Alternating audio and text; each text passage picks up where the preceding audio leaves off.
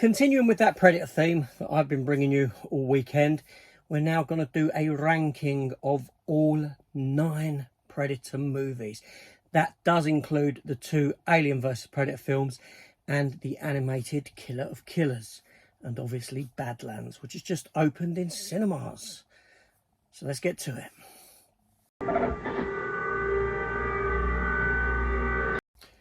Hello everyone, welcome back to the channel and to another Predator video. Yes, if you missed them on Friday, I brought you my Predator collection video showcasing all my physical media, most of my collectibles and some comic books as well. Go check that out. And then yesterday, Saturday, obviously a review for the new Predator Badlands movie. But where do I put that amongst the other Predator films? Because I have brought a Predator ranking before on this channel, maybe about 4 years ago. I'm not sure if I've done one since then, with the release of Prey or Killer of Killers. But yes, I know 4 years ago I did bring one. Prey hadn't yet been released. So let's talk about all 9 of these projects and how I would rank them. And I'm not going to spend too much time on each film talking about them. But let's begin. Okay, so obviously we are going to go from worst to best. You can probably guess the best anyway, because I think the best is the same in anyone's mind. But has that changed? We'll see. So, number 9, The Predator. The Shane Black Predator movie that came at us, I don't know how long ago that was now. Now, this film was a mess. It wasn't a very good film, but there was a lot of excitement for it when it came out, or in the approach to it coming out, until people got to see it. And then you had this ridiculous story about autism and predators taking people, and yeah, they want to upgrade themselves using DNA and all this sort of, it's just nonsense, a nonsensical film. That being said, it's a film that I can actually watch and hate. I find it a very easy watch. I don't think it's a boring film. It flows pretty well, but it's one of those films that you watch and you rip apart. And I always think it's a shame that we didn't get to see that original third act with the emissary predators dressed in human fatigue garbs with human machine guns, helping the humans out fight this big monstrosity, CGI monstrosity of a predator. Still the worst Predator film of them all, in my opinion. And then jumping to number 8, the 8th spot, AVP Requiem. Yes, the second of the 2 Alien vs Predator movies. This is a dark film. It's a very dark film. And I mean that literally, in the literal sense that this film had no lighting budget. No, actually, it was as dark as it was because they wanted to hide the cheapness of the practical effects, of the suit effects, the puppetry. And it actually worked for it because, to be fair, they don't look too bad in this movie. Now, the film does have problems. It has that kind of slasher-esque story to it with a load of characters that are there just to be disposable, no characterization or anything like that therein. That being said, the Predator itself is very good, and this is the Wolf Predator that I am talking about. But overall, it's not a very good film. 7th spot, AVP, Alien vs Predator, that first Alien vs Predator movie. A film I can have fun with. It's a popcorn movie. That's essentially what it is. Yes, it had a low rating here in the UK, a 12A, which meant you could take your kids to go and see it. But let's be fair, when you've got Predator on alien violence, although there are humans in the mix and it is toned down somewhat, you can get away with getting a lower rating, hence the new Predator Badlands. But we'll come to that one. And then in the 6th spot, I'm going to put here the animated movie Killer of Killers. This is a great film coming out from Dan Trachtenberg, who brought the Predator back for us with the movie Prey. It's a very good film, but I've got to put it here simply because it is animated. I'm not a big fan of the actual animation style, too much in it. But, you know, the film itself is very good, having these 3 different timelines of predators hunting different individuals. You know, you've got the Vikings, you've got feudal Japan, and you've got World War II. But what this film does that does bug me somewhat is it kind of changes up the modus operandi of the Predator and what they do, in that they then steal these winners and put them in cryo freeze and use them in tournaments, which is fair enough. But when you see this array of cryo tubes, much like the Raiders of the Lost Ark warehouse, you've got to ask yourself, are these Predators that good a hunters as what they make out to be? If all these individuals have won, yeah, it kind of steps on the toes of some of the earlier Predator films, like seeing Danny Glover's character Harrigan at the end of this kind of suggests, well, why did Predators take? They gave him a pistol, they gave him a prize for winning, and then they've gone back and kidnapped him. Jesus Christ. They should have made it that it's another clan of Predators that's done this sort of a thing. But there we go. But it's a decent watch. It's a good film. Then in fifth spot, I'm going to have to put Prey. Now, again, Dan Trachtenberg here. He brought Predator back to us. He gave it new life with the movie Prey.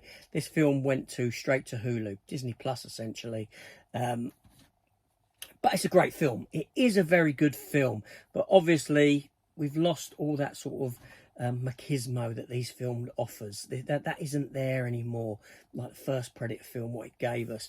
And now we've got, you know, a young Red Indian, I shouldn't be saying that, should I, Native American girl who ends up fighting a Predator and beating it. But when you consider that the first Predator is the best of the best fighting a Predator and all being wiped out, then you got a young girl doing it. Yeah, so it's best not to watch these films in their kind of historic order, if that makes sense. Watching Prey first just doesn't really work because it kind of takes away from the others, but it is a very good film in itself. And then in fourth spot, I'm gonna have to put Predators, the Adrian Brody one. Now, I'm a big fan of this film. I actually really do enjoy it, even though it is pretty much a remake of the very first Predator film, kind of beat for beat. I get a lot of enjoyment out of it. I think Adrian Brody actually blew me away with his character of Royce. I thought he was very good in it, and I went in expecting crap from him in this sort of film. It was so left field, but you know, the film does a lot. I don't really like the designs of the new Predators. I think Predator just needs to be left as he is from that first and second Predator film, looking like that. But it's a film that I have a lot of enjoyment with, and I'd really like to see what happened to the Royce character after the events of this movie. I'm not counting what the comic books did. Four-armed Predator, stupidness. So then in third spot, I'm going to have to put Predator Badlands, the new one. Now, tonally, this is a completely different Predator film than what we have had before. It's nothing like all the other Predator films at all. So much so, it's even got an element of comedy to it. Doesn't sound good when I say it like that. Obviously, this film is a 12A, but you've still got arms being cut off, you've got heads being ripped off and this sort of thing. The only thing is there's no humans in this movie, so it gets away with it. You've got these alien creatures that are just comic book looking, essentially, the Predators fighting, all these sort of things, and you've got synthetics, you've got androids. They don't bleed, they don't swear, so you can get that lower rating very easy with this movie. So don't let that lower rating put you off or make you think that this is a watered down Predator movie. Now, tonally speaking, going forward, I wouldn't necessarily like to see all Predator films like this. I would like to see a return of this character for another one, see what they do. Maybe up the ante a bit, maybe up the age rating and do something there. But there we go. But yeah, Predator Badlands. Then in second spot, I'm going to have to put Predator 2. The most dated of the Predator movies, in that being set in the city in the late 90s, coming up saying the near future, 1997. Yeah, all right. With the vehicles, with the dress that they wear, the garb and all this sort of film. The film has aged quite badly to actually look at in that sense. That being said, this is a good film. It is a good Predator film. It's fast paced from beginning to end. It's got some very good characters. It's got really good memorable moments in it. You know, Bill Paxton, stuff like that. Danny Glover is good. Yeah, he's no Arnie, obviously, but he's good in it. They give us a good Predator as well. They kind of up the ante on the Predator, on the design. They make changes to that original the design of the Predator, make him different, make the mask different, give him some more weapons. It opens the world up a bit for Predator. It's a very good world building film for the Predators themselves. And obviously in that first spot is Predator, the very first Predator film.